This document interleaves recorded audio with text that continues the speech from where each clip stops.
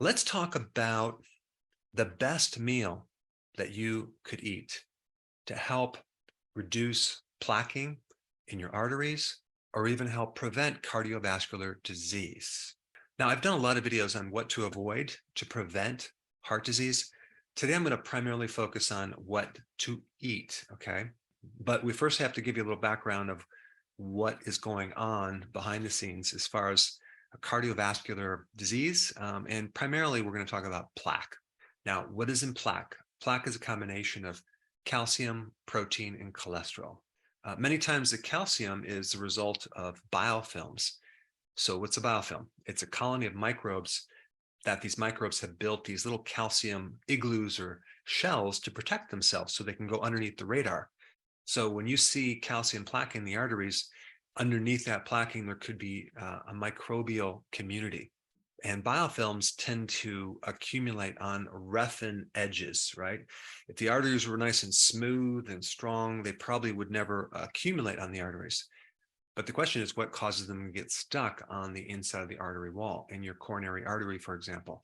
Well, that would be some type of, they call it lesion or oxidation or inflammation or damage from excessive sugar in the diet. It could be you're diabetic. You could be a pre-diabetic. It could come from omega-6 fatty acids, junk foods, alcohol, all sorts of things. So when you see plaquing, you're also going to see this LDL, a very specific kind, the small, dense particle size.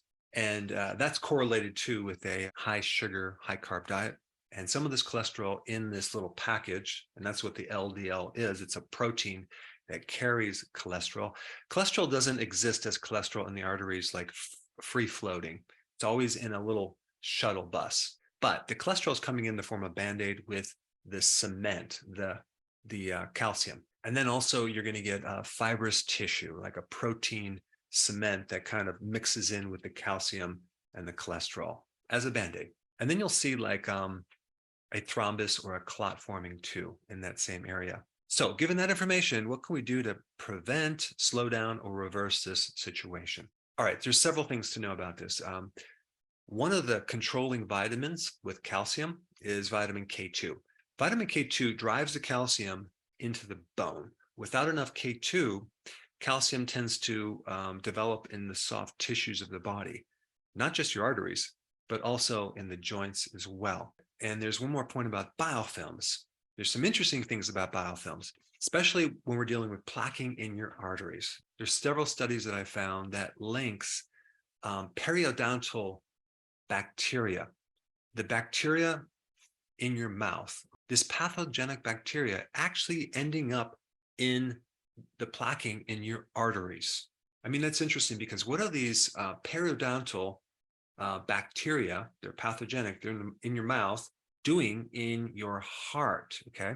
Now you have to realize, like in the mouth, you have over 700 different species. Okay, not just bacteria, but different types of bacteria in your mouth. And one of the reasons why the bacteria can actually go through the pores, through your gums and into your bloodstream is the same reason why bacteria can leak from your intestines into your bloodstream. That's called bacterial translocation, where bacteria is moving through the wall. They might get bleeding gums. So that allows the microbes to go right through these little holes into your bloodstream. So high vitamin C foods are definitely necessary for this meal. So foods with large amounts of vitamin C would also be a good thing. Then we have vitamin E, okay?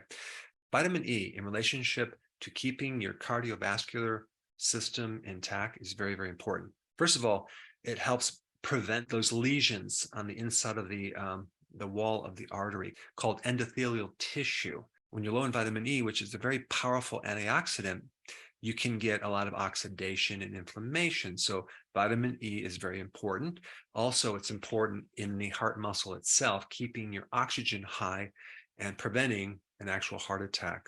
So we have vitamin K2, very important, vitamin C, very important, and vitamin E.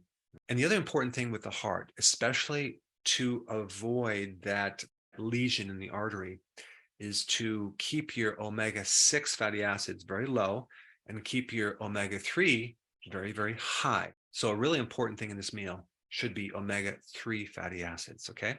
All right, so what should this meal look like? Well, let's start from the top, omega-3 fatty acids, okay? What food is very, very high in omega-3? And that would be wild-caught salmon. So if you include salmon in this meal, okay, you're going to have a good amount of omega-3 fatty acids, which is going to support the arteries as well as the heart muscle itself. And having enough omega-3 will decrease your inflammation as well in your arteries. And doing that can actually lower blood pressure as well. All right, there's something else that I think is very, very important in preventing and even maybe reversing some of this plaquing in the arteries. This thing has like 7 times the requirements of vitamin C. It also is one of the most microbial dense foods that you can eat, giving you a strong probiotic effect with high levels of lactic acid bacteria. Now, let me just kind of discuss lactic acid bacteria. It's not just one bacteria. It's a group of many different types of bacteria that is usually involved in fermentation. And so the food that I'm talking about is sauerkraut, okay? That is a fermented cabbage product. And sauerkraut is loaded with this lactic acid bacteria. And lactic acid bacteria as a standalone thing is very interesting because it can act as an ACE inhibitor to help lower blood pressure. It can inhibit biofilms, which is very, very cool. It can decrease the risk of cardiovascular disease by supporting your gut. There is a huge relationship between a healthy gut with the right microbes and a healthy heart. Also, this lactic acid bacteria can help regulate LDL cholesterol, especially the small, dense particle size LDL.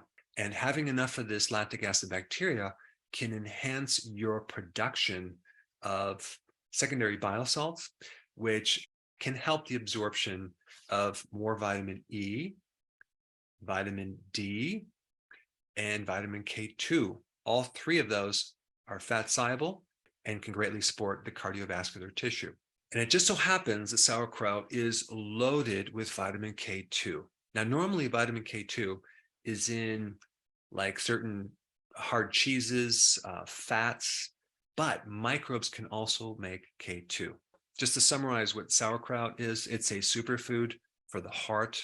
It supports the gut lining to prevent these microbes from traveling through a leaky gut up into the heart. It has many different diverse types of microbial entities that can greatly help you in many different ways. And then sauerkraut's loaded with vitamin K2 to keep the calcium out of the arteries. It's loaded with vitamin C, like I said before, 7 times the RDA. So that gives you a tremendous amount of vitamin C that can directly inhibit biofilms as well as act as an antioxidant in your arteries, preventing these lesions or damage to the wall of the arteries. Remember, the biofilms can only stick to an area that's roughened or irritated. So if your arteries are smooth, they can't quite stick to the inside of your arteries to form the plaquing in the first place. And the last part of this meal is a big arugula salad with several things in it, which I'm going to cover. But arugula as a vegetable is a superior salad green compared to regular lettuce because, first of all, it's cruciferous, so it's really good for the liver. It's bitter. It has blood glucose lowering properties. It's loaded with something called DIM, which can help lower biofilms directly.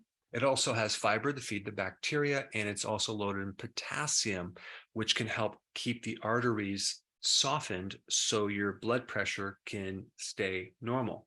And then, of course, on that salad, I would put extra virgin olive oil, the real stuff. It has significant effects on blood pressure. Not to mention, it has very powerful anti-inflammatory effects as well. Then I would also add apple cider vinegar, but you can also use balsamic vinegar red. But the acetic acid in the vinegar has many properties to help lowering the risk of cardiovascular disease. It's great for helping regulate your blood sugar. It can help regulate your cholesterol. It can help mobilize your bile salts, and it has anti-inflammatory properties. And then if you add sunflower seeds, okay, we can spike more vitamin E. And like I said before, vitamin E is very, very important. Now, the next thing I want to talk about is a hard cheese, okay? Hard cheeses are loaded with vitamin K2. And the type of cheese I would recommend is called Parmigiano. Now, I probably did not pronounce that exactly like I should, but the American translation from Italian is Parmesan. But apparently, there's been a lot of lawsuits involving this topic because apparently Kraft trademarked this English translation from the real Parmesan cheese in Italy because the real Parmigiano version of that cheese is only produced by a collective group of farmers in northern Italy that keep their standards very, very high. And this has been going on since the Middle Ages. It wasn't until only fairly recently that Kraft came in there and started to make it. But unfortunately, there's a big difference in how they make it in America versus how they make it in Italy. In Italy, they age it for like 1 to 3 years compared to in America, I think they age it for 10 months. And the Kraft's version of this cheese definitely does not have to abide by the same policies and rules and laws than the authentic cheese in Italy has to abide by. And the other thing you have to watch out for in this Americanized Parmesan cheese is that sometimes they add this filler of cellulose, okay, which is wood pulp. So what I would recommend is get the authentic type from Italy and shave it on your salad. I do it every single day. That way you have a delicious cheese that's loaded with vitamin K2, and it's a great amount of protein. There's probiotics in this product, and it's an incredible product. I actually went to one of the farms where they create this cheese, and I was blown away at what they feed the cows to make sure the microbes are just right, and the soils that they grow the grass on for the cows. They don't get fed grain, it's all grass. And the amount of work that goes in to make this cheese and keep it a really standard process is mind-blowing. And the last thing I'm going to recommend to put on your salad is garlic. Okay, you can use powder, you can use actual garlic, you can use fermented garlic, but garlic is great for the heart. It actually can thin the blood if there's a chance that you are at high risk for clotting. It can help lower your blood pressure. It's antimicrobial, anti-biofilm, and the list goes on and on.